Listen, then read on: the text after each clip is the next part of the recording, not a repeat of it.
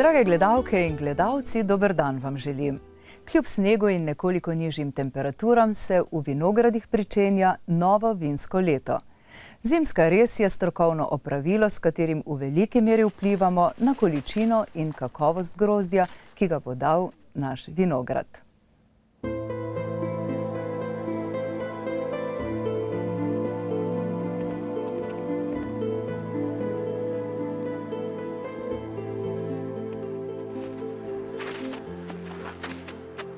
Ko vinogradnik pride do trte, jo mora najprej pogledati, jo najprej mora oceniti in se pravzaprav mora z njo pogovoriti.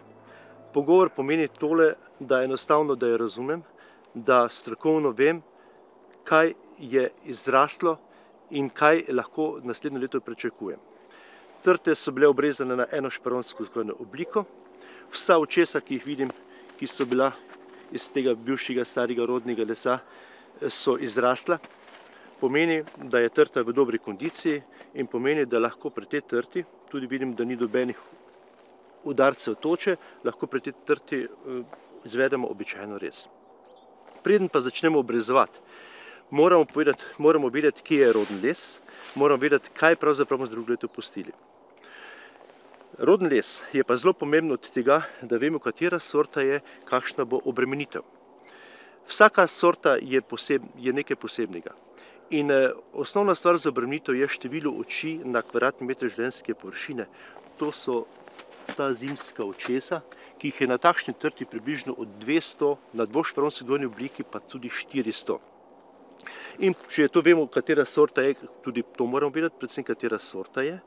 In vemo, da je to sorta Chardonnay, ki ima medvrstno razdaljo 2,40 metra krat 0,90, pomeni, da lahko to trto obremenim z največ 8 oči na kvadratni meter življenjske površine ali z največ nekje od 16 do 18 oči. Vse, kar je manj obremenjeno, je znak vinogradnika, ki zahteva boljšo kakovost. In če pogledamo na trti, kateri les je, vidimo, da imamo na trti enoleten les, ki izrašča iz dvoletnega lesa, to je vse rodni les. Pravzaprav vsi ti poganjki, ki jih vidimo tukaj, so rodni. Ampak z rezjo moramo trti vsako leto zagotavljati tisto pravo vzgojno obliko. To pomeni, da moramo trto ne samo obrezati, ampak jo moramo tudi pomlajati.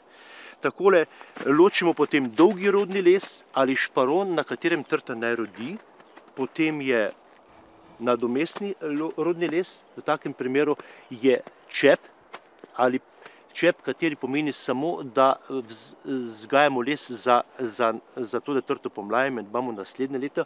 In pa v takem primeru, kot tole, je reznik, ki pa ima na dve zimski očesi, kjer pravzaprav ima funkcijo in nadomestnega in rodnega lesa. V primeru enošperonske vzgojne oblike imamo stari dolgi šperon, iz katerega je izraščalo 8 ali 9 rosk, in pa reznik, kateri je na dve vidni očesi, iz katerega izraščata dve rozgi. V takem primeru trto zelo preprosto obrežemo, da odstranimo tale star šperon.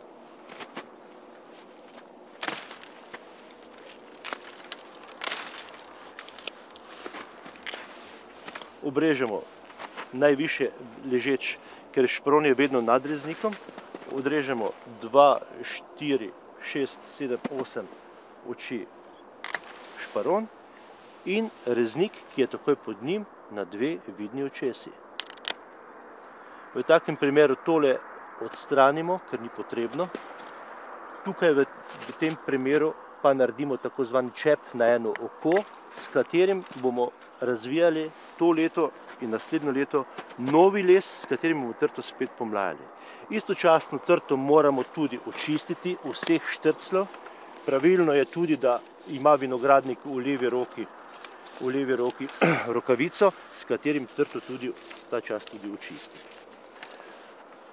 Tako je trta obrezana in na taki trti lahko pričakujemo količinsko bogat in pa zelo kakovosten pridelek. Vinogradnik z rezjo vinske trte vedno mora trto strokovno pravilno obrezati. Vendar v zadnjem času se vedno bolj sprašujemo, kakšne so posledice te rezi. Lahko imamo po rezi, ki je bila strokovno upravljena 80-90 ur pletve in ostali zeleni del, lahko pa imamo samo 30. Kar pomeni, da je zelo pomembno, ali ima šparon, vsak šparon tudi reznik, ali pomeni, da mogoče že lahko kakšne reznike zmanjšujemo in da imamo potem posledično manj pletve. V primeru enošparonske vzgojne oblike je zelo pomembno, da imamo šparon vedno pod osnovno žico. V takem primeru, ko imam šparon pod osnovno žico, lahko reznike skrajšujemo na čepe ali jih pa tudi zmanjšujemo. Isto je pri dvošparonski vzgojni obliki, kjer imam pri dveh šparonih, kar pa ne pomeni, da bi moral imeti dva reznika. Lahko imam dva šparona, en reznik, lahko imam dva šparona, en čep, lahko imam dva šparona brez vsega. Skratka, nikoli ne smem imeti več reznikov, kot je šparonov. Kajti v takem primeru imamo zelo veliko dela, pa pravzaprav malo predelka. To je zelo interesantno za vse velike vinogradnike, tisti, kateri od tega živijo, tisti, ki pa so ljubiteljski, tistim pa to ne priporočam preveč, kajti trta je vendar, s trta imajo veliko veselja in ljubezni, tako da tu o stroških niso pomembni.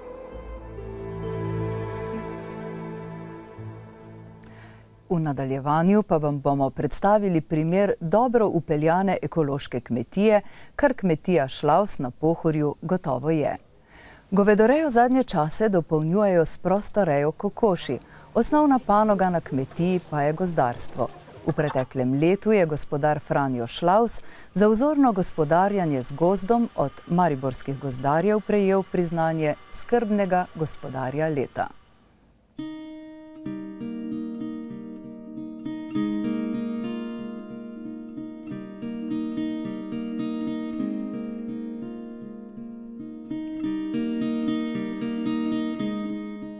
Razgledno Koglerjevo posestvo prvič opazimo že iz Lovrenca na Pohorju.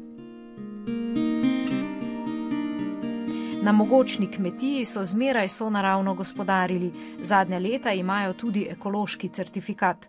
Največ prihodka ustvarijo iz gozda, na 9 hektarjih travnikov in pašnikov je dovolj prostora za 12 glav govedi, pred kratkim pa so se odločili še za prostorejo kokoši. Mi smo dejansko res taka prava, tipična gorsko-višinska kmetija z nadmorsko višino tam 650 metrov. Naš cilj pa je dejansko ohraniti to ekološko privrženost. Tudi ekološki certifikat kmetija ima že od leta 2003, tako da letos praznujemo 10. obletnico, kar smo zelo ponosni, da dejansko lahko kmetujemo, kar tudi narava je tista ta prava, pristna za ekološko kmetovanje.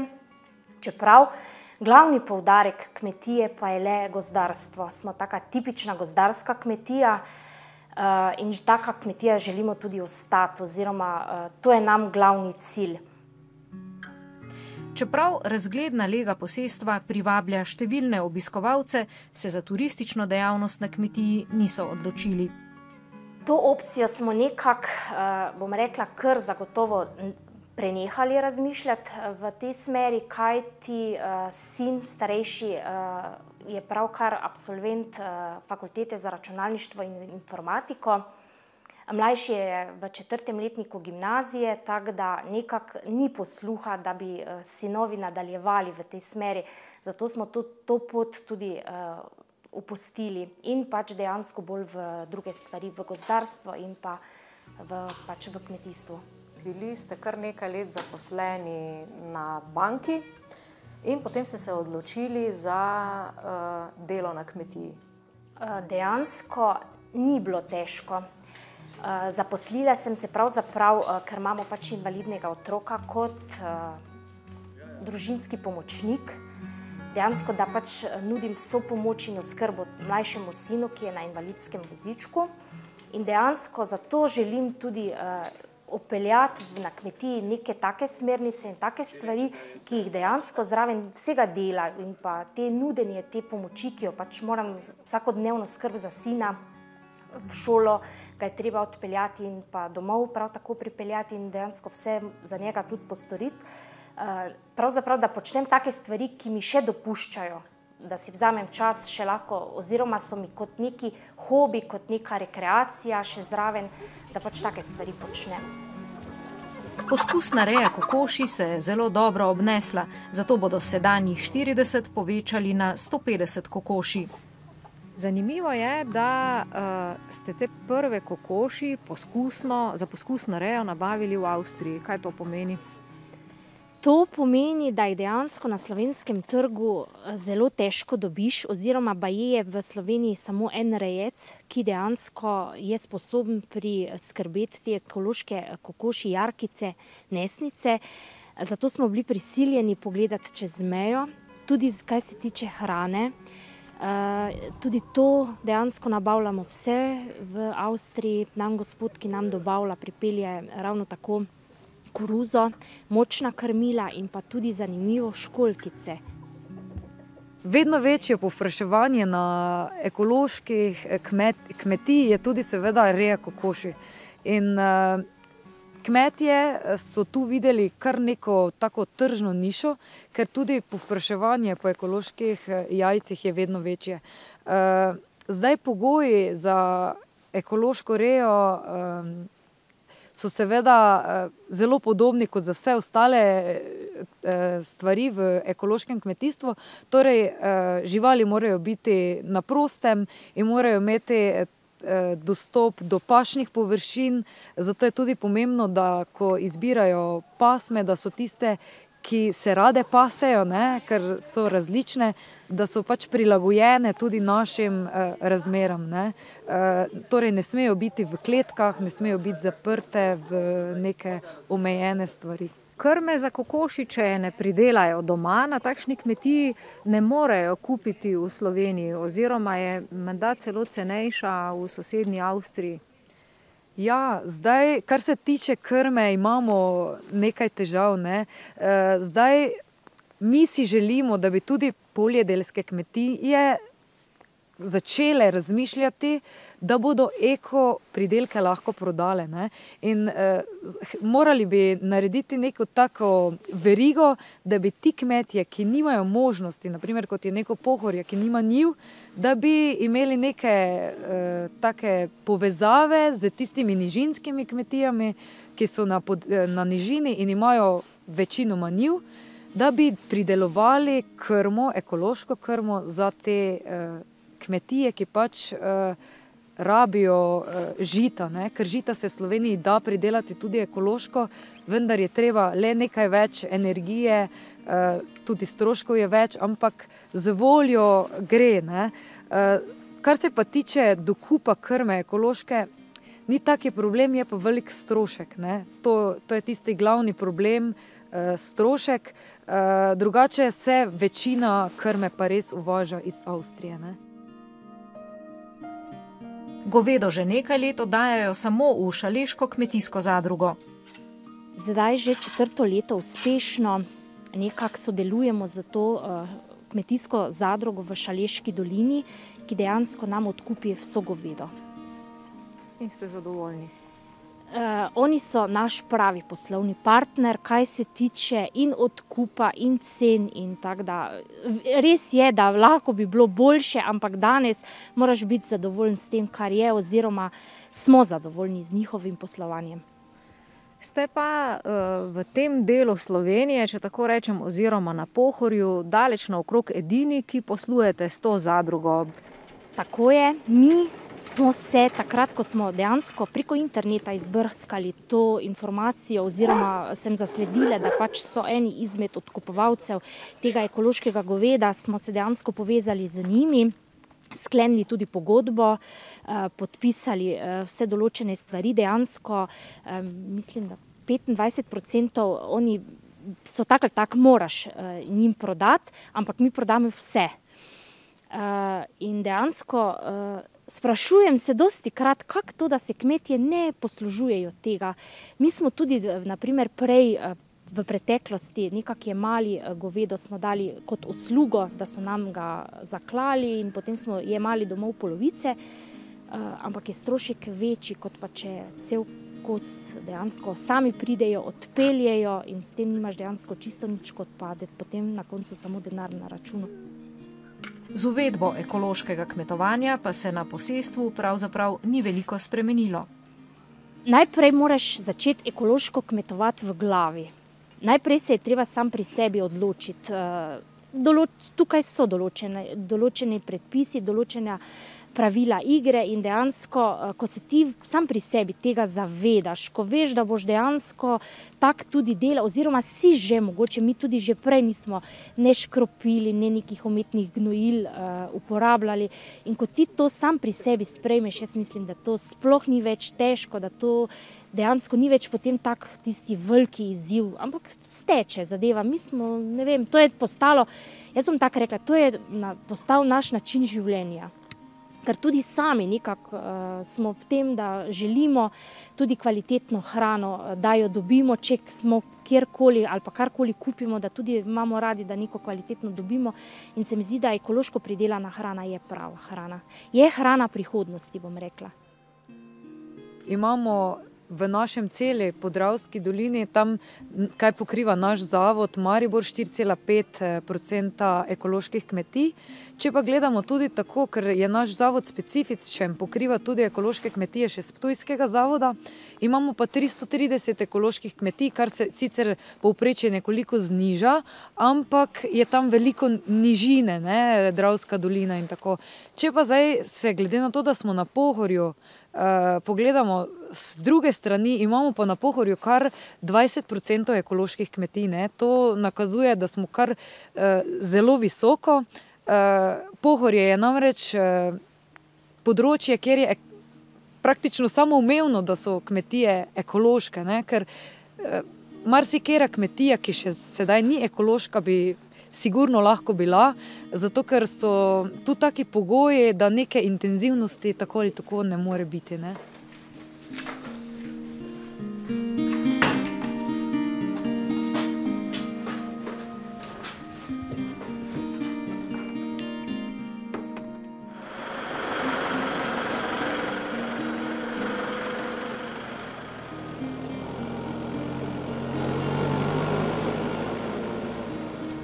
Da smo na posestvu skrbnega gospodarja, je tako jasno že ob pogledu na dovozno cesto in gozdne vlake, ki so odlično vzdrževane. Les je vzorno zložen, plodi večje vrednosti ne ležijo na tleh, saj gospodar gozda zelo dobro ve, da kakovosten les odkupujejo zahtevni kupci. Zdaj sem trenutno na tovoru plode, da pridejo čim čistejši do ceste, niso mazani, da se ne vlačijo, vlake ostanejo primerne nadaljno. Stroj je nov, tudi zagotavlja varnost, najbrž. Oba stroja sta nova, kupili smo oba preko razpisa, tada nekoč bi še bilo večja katastrofa v gozdu, če ne bi mogel to vse sam kupiti, če ne bi bilo prek teh razpisov gozdarskih. Koliko se pozna, če primerjate s prejšnjimi stroji, je spravilo hitrejše, omenili ste tudi, da se vlake oziroma ceste ne poškodujejo. To je veliko lažje, 101 proti prejšnjemu spravilu, ko si mogel vse vlačiti, zviklo, manjši so bili traktorji, lažje, tada je velik napredek za kmetijo. Kako pa je s prodajo lesa? Vidimo, da je ta les res zdrav, kakovosten, ali lahko zanj iztržite takšno ceno, kot bi recimo ocenili, da bi bil ta les vreden? Ne, to nikako ne, cena je lahko bila precej višja. Škoda, da je tak in da predelava gre vse preko meje in ne ostane v Sloveniji. Škoda, res. To prodajno pot ste našli sami ali ste že prej imeli stranke? Nekoč ste tudi sami razžagali les, zdaj pa se to najbrž ne izide? Ne izide se več, ker je cena toliko nizka v Sloveniji in standard toliko nizek, da ne moreš nikakor ne, da bi se išlo iz žage. Nekaj mogoče, vse malenkosti, drugače pa gre vse okrogla hlodovina. Zdaj smo glih ustanovili gozdarsko zadrugo, da se čim več združilo in preko zadruge gozdarske, ker je nas kmetov zadruga, da bi pol tam čim več iztržili, večje količine bi lahko bile, konkurenčne bi bile. Na tak način pa s prodajo v tujino tudi preko zadruge? Večinoma trenutno tujino. Delo v gozdu je spoznal že v otroštvu. Že od 15. leta sam se posečem v gozdu, to je že 30 let delam vse v gozdu. od poseka do spravila, do vsega, kaj je v gozdu za narediti. To je delo, ki se ga ni mogoče na hitro priučiti. Ne. To imaš, da ti eden od prednikov po kože pove, pol še tečaje sem tudi vse obiskujem sproti. On tudi vse kvalifikacije, parno delo s traktorom, motorno žogo, da imam nakladalno napravo, vse sem se udeležil teh tečajev.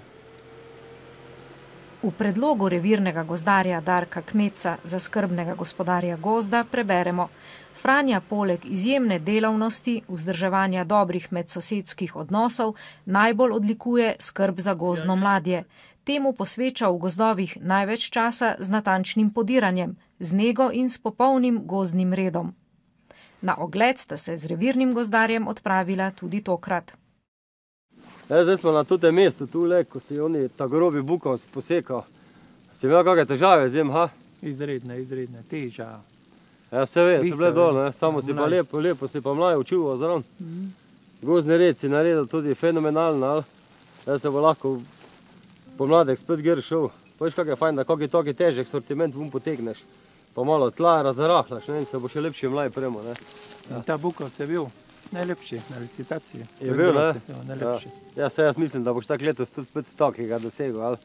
Lej, tule noter, zdaj imamo še nek prvi vrh, je zdaj sneg polomil, ali?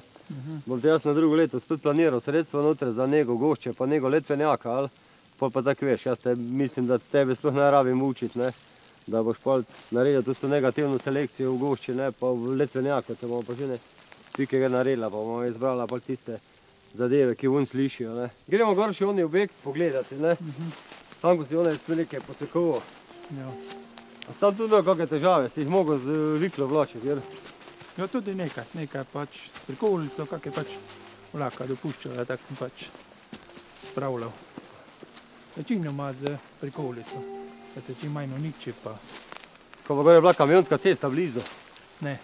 Niso podali na cesto? Ne. Da so bile fejst vejate, dve, ne? Ja, sem jih kontrapodiral na spodnjo stran, da ni.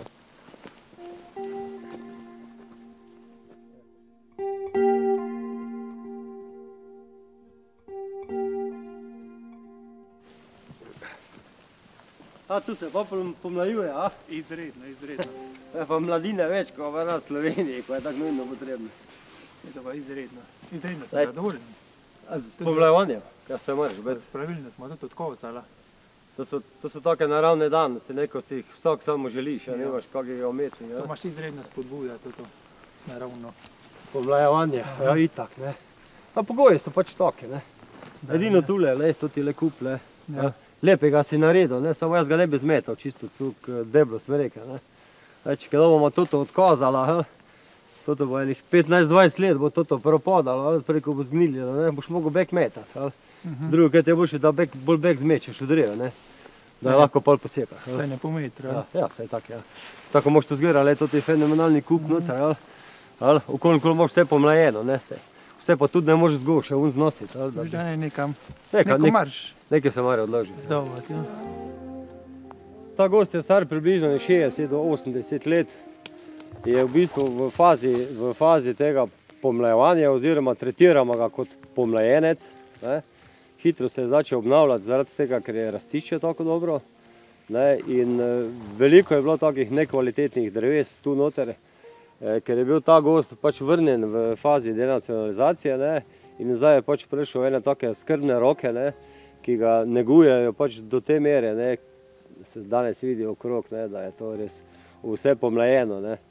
Čeprav je že to skoraj malo še prehitro, glede na starost gozda, ampak ja, ostala so res taka drevesa, ki zagotavljajo pol neko dodano vrednost temu gozdu. Franjo je vešč in zna posekati drevesa na tak način, da ne poškoduje preveč tega gozdnega mladja. Se tudi tukaj okrog vidi, da je zelo malo poškodovanih teh dreves v mladju. Zna si vzeti čas za posek drevesa, zna ga tudi prevezati z traktorsko vitlo in ga podreti čisto na drugo stran, kjer visi, da ne bi delal škode. Drugače so pa njegove vrline kot vrline izjemnega, bom rekel, someščana, ima zelo dobre odnose z vsemi inštitucijami, ne samo z gozdarstvom, z vsemi krajani, lastniki. In kdor pozna Koglarja, Franjota, lahko to zagotovo potrdi. To priznanje je predvsem častno priznanje, ne, za delo, za pridnost, za prizadevnost. Gotovo pa imate tudi odnos do tega priznanja. Čeprav ni denarna nagrada, a ne? Vsekako za naprej tudi. Za nazaj in za naprej. Upam, da tako stavko sem skrbel za gost in za naprejšnje rodove in da bo ostalo tudi njim nekaj, ne samo meni.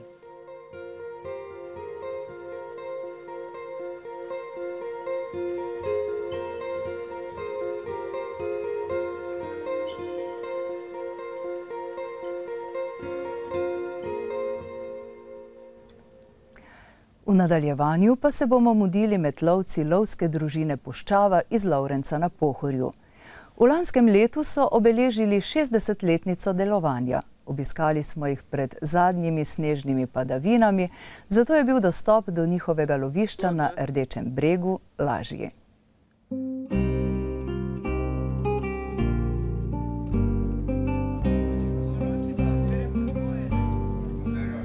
V 6 desetletjih aktivnega delovanja je lovcem lovske družine Puščava iz Lovrenca na Pohorju uspelo ohraniti veliko živalsko raznolikost v lovišču, s katerim upravljajo. Vedno so strmeli k ohranjanju in varstvu divjadi, ob tem pa so se trudili, da bi ohranili tudi čisto ter ljudem in živalim prijazno okolje. Gospodari z loviščem, ki obsega in se nahaja pretežno na območju občine Lovrenc na Pohorju. Skupna površina lovišča je 3687 hektarjev in je srednjo gorsko. Glavna divjad v lovišču pa je srnjad, jelenjad, gams in pa divja svinja. Ostala lovna divjad pa je še lisica, jazbec, raca mlakarica in pa siva vrana. Lovska družina z loviščem upravlja na podlagi sklenjene koncesijske pogodbe, ki jo je sklenila z državo za dobo 20 let. Poleg lovske dejavnosti, ki predstavlja gospodarjenje z divjadjo, pa opravlja še društveno dejavnost z namenom, da javnosti predstavi svoje delovanje in pa pomen trajnostnega gospodarjenja z divjadjo. Zato smo v lanskem letu, ko smo praznovali 60. obletnico, tudi imeli več prireditev v okviru naše lokalne skupnosti, občine. Ko so bili jezernikovi dnevi, takrat smo se aktivno vključili v te dneve in javnosti z različnimi prireditvami tudi predstavili našo delo. Lovci skrbimo za številčno pravilno razmerje populacije posamezne vrste divjadi, ki jo njen življenjski prostor omogoča. In zaradi tega je zelo pomembno, da lovci načrtujemo odvzem divjadi iz lovišča skupaj z drugimi uporabniki prostora, to so predvsem lastniki gozdov in kmetijskih površin, kajti nekateri, če je prevelika številčnost, lahko pride tudi do prekomerne škode, bodi se v gozdu, bodi se na poljščinah, in zaradi tega je potrebno skrbeti za to, da je številčnost posamezne vrste divjadi primerna okolju življenjskemu, v katerem živi, sicer lahko pride do preštevilčnosti posamezne vrste divjadi. V lanskem letu so se nekateri kmetje na območju lovišča lovske družine Puščava morali soočiti s precej številčno populacijo divjih prašičev, ki so jim pred koncem preteklega leta povzročili veliko škode. Na Karničnikovi kmetiji v Puščavi smo z našo kamero zabeležili le eno izmed takšnih škod. Naša kmetija se nahaja na območju Lovrenca na Pohorju, na Rdečem bregu, na prisojni strani. Koliko kmetijskih površin obdelujete? Obdelujemo 8,5 hektarov kmetijskih površin. So to v glavnem pašniki in travniki? To so v glavnem travniki, njiv je samo 25 arov. Sedaj tu za vami vidimo, da so vam letos veliko škode na tem travniku naredili pravzaprav divji prašiči. Je to edina poškodovana površina ali so vam poškodovali še kje drugje?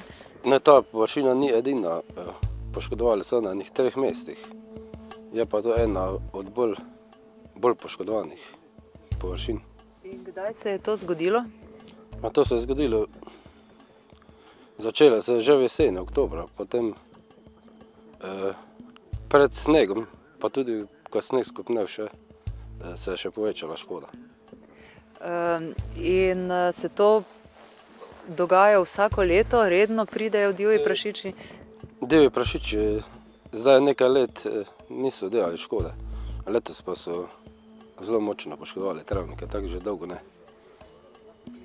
In kaj pravzaprav počnejo, kaj iščejo tukaj na travniku, da ga tako poškodujejo? Bube od majskih hroščev. Pač, če nimajo druge hrane, iščejo to. Kako pa potem tako povzročeno škodo na travniku sanirate? To se dogovarjamo z lovci. Lovci pač so dolžni škodo za divjado sanirati pa plačati.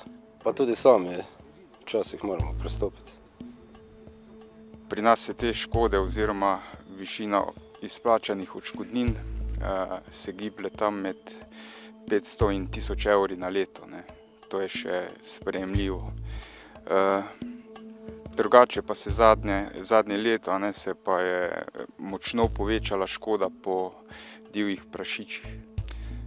Tak primer je recimo tule. So vam vzroki znani? Zakaj? Ja, to je splošen pojav v zadnjih letih v Sloveniji, da se je populacija divjih prašičev močno dvignila. Pri nas so mogoče krive milejše zime v zadnjih letih, mogoče tudi semensko leto, predlani, obilo hrane, potem pa se je populacija močno dvignila. Kako odreagirate pri vas na lovski družini, ko vas neki lastnik zemljišča obvesti, da je do takšne škode pri njemu prišlo? Ja, drugače, če bi po vseh pravilih bi lastnik zemljišč bi mogel škodo prijaviti v 3 dneh. Od takrat, ko je škodo opazil, prijava bi mogla biti pisna. Mi pa si moramo to škodo ogledati oziroma oceniti in se sporazumeti z lastnikom zemljišča v 8 dneh od prijave. Če do tega sporazuma ne pride, se lahko lastnik oziroma oškodovanec vloži prijavo na 2. stopnjo.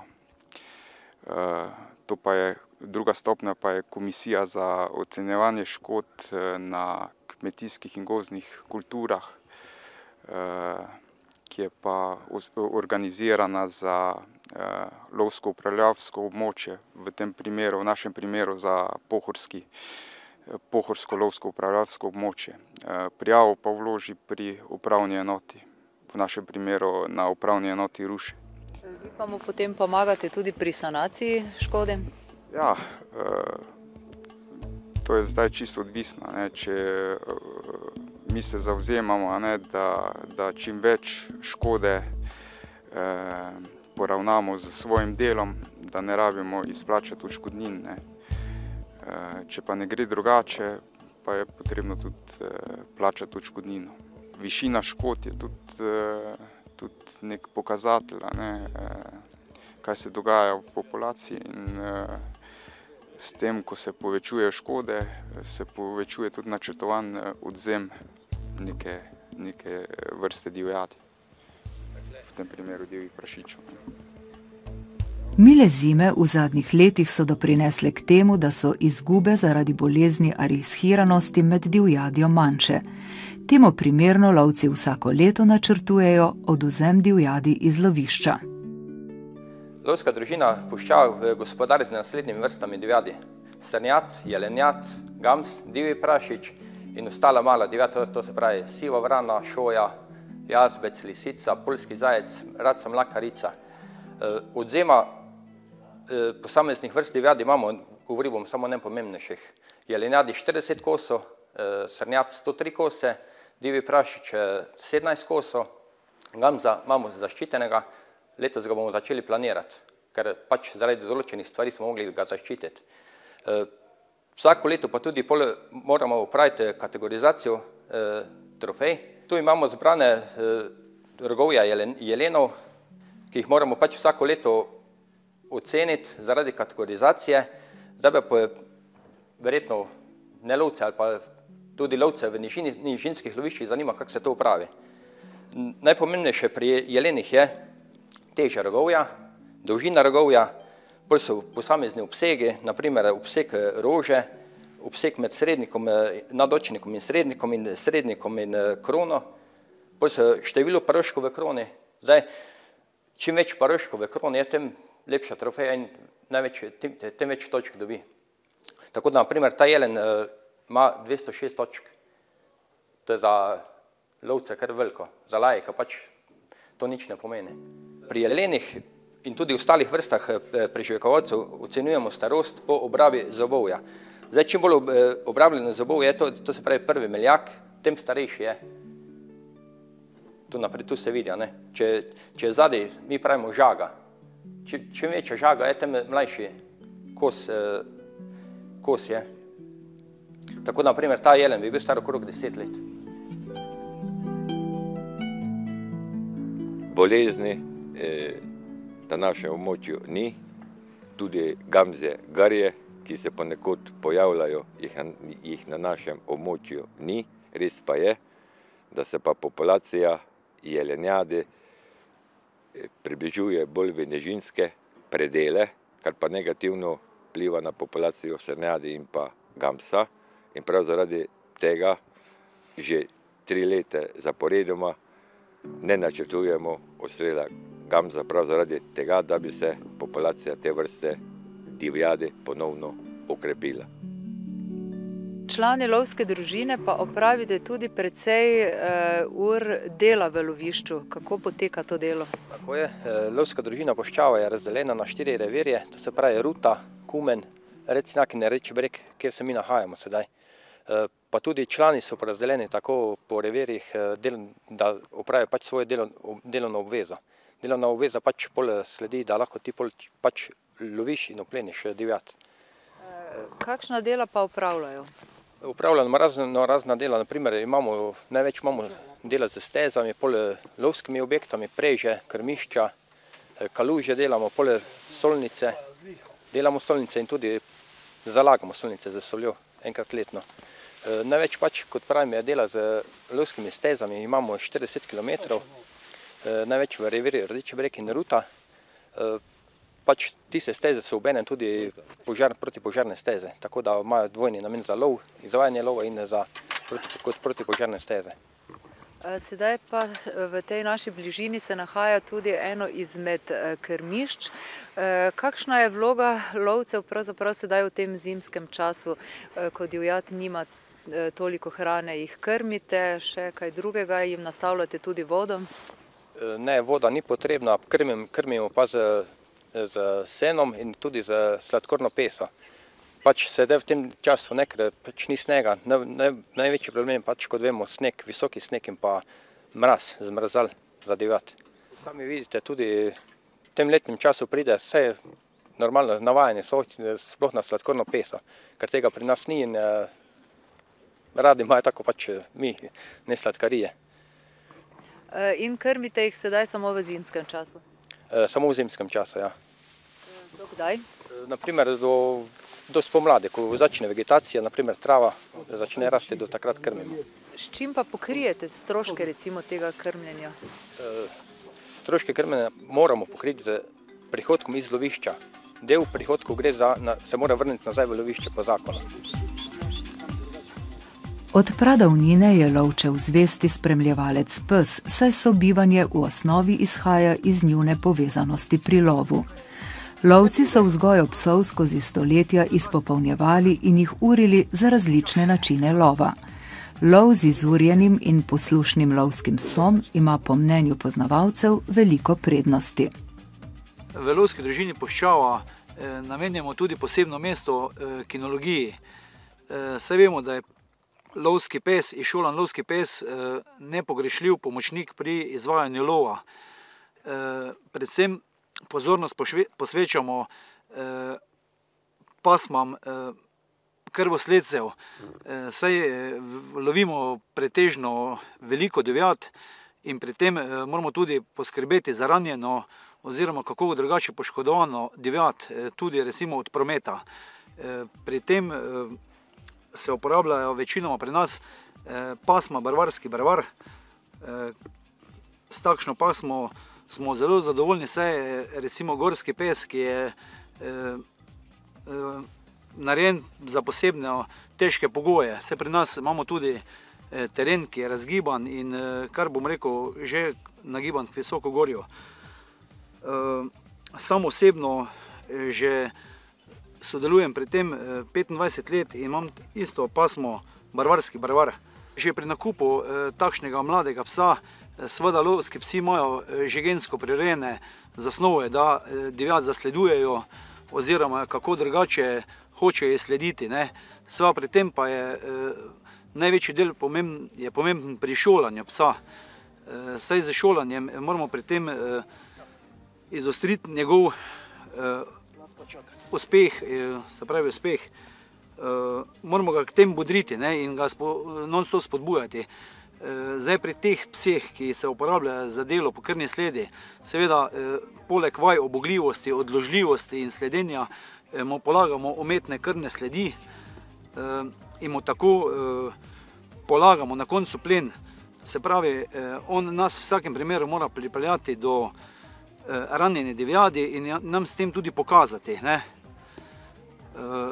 da se pač ta najde oziroma se spravi, ker koz velike divjadi je finančno kar velike zalogaj, s tem pa tudi včasih se divjad muči in mu tudi skrajšajo muke, normalno. Na splošno v Sloveniji velja neka pravila, da brez izšolenega psa ne moreš izvajati lova. Recimo eno takšno šolanje traja najmanj doba 2 let. Šele takrat, ko je pes popolnoma preizkušen, lahko z njim gremo v lovišče oziroma izvajamo lov.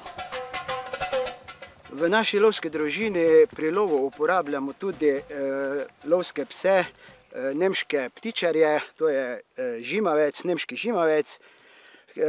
Glede na njegove značilnosti je pes primeren tudi za lov v našem lovišču. V našem lovišču ga uporabljamo predvsem za lov na divje prašiče. Glede na to, da je pes zelo podoben divjim prašiču po barvi, ga označim tudi z to signirno ovratnico zaradi boljše vidljivosti. Ta pes je star 14 mesecev, to se pravi, je zelo mlad. Za šolanje oziroma privajanje v lovišče traja od mladosti oziroma ko je star okrog 2-3 mesece, najprej ga pač privadiš oziroma najprej ga navežeš na sebe, nato pa z pohodi v lovišče pesa naučiš poslušnosti in pa dela v lovišču. Ko pes zazna v goščavi divje prašiče, z laježem opozori lovca na prisotnost prašičev in laja toliko časa, da prašiče iz goščave požene oziroma prežene. Prašiči se psa ne bojijo toliko, da ga ne bi napadli, ampak glede na to, da je pes zelo pameten oziroma pripravljen na prašiče, se temu primerno tudi on prilagaja. To se pravi, se umakne, laja toliko časa, pač da na nek način se prašiči umaknejo pred njim. Pomembna skrb lovcev pa je tudi oddaja mesa uplenjene divjadi. Zaradi ostrejših zdravstvenih in higienskih pogojev so se v lovski družini Puščava odločili za izgradnjo nove zbiralnice in hladilnice za uplenjeno divjad. Lovec, ki posamezno vrsto divjadi upleni, je njegova dolžnost, da jo od kraja uplenitve pripelje do zbiralnice divjačine in predno se trup divjada ali divjačina sprejme v hrambo, v hladilnico, mora lovec, ki ima upravljen izpit, preglednik divjačino pregledati in če je zdrava, potem lahko gre v hladilnico, v zbiralnico. Tisti denar od prodaje divjačine se knjigovodsko posebej vodi in je potrebno ga vrniti nazaj v lovišče, kar pomeni, da prihodki od prodaje divjačine se ne smejo nameniti v druge namene, ampak se morajo vračati v lovišče. Lovska družina pa ta sredstva namenja za izgradnjo lovskih naprav, kot so lovske preže, krmišča,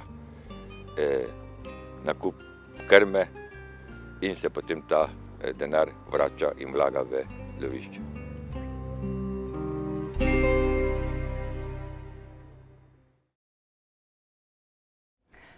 Pred koncem pa še popravek. Decembra smo objavili prispevek o kmetiji Dopler. Dodajamo, da so se pokojnima Alojziji in Ivanu Dopler rodili 3 otroci: Ivan, Vera in Srečko. Toliko za danes. Zahvaljujem se vam za pozornost in vas v našo družbo ponovno vabim prihodnjo nedeljo.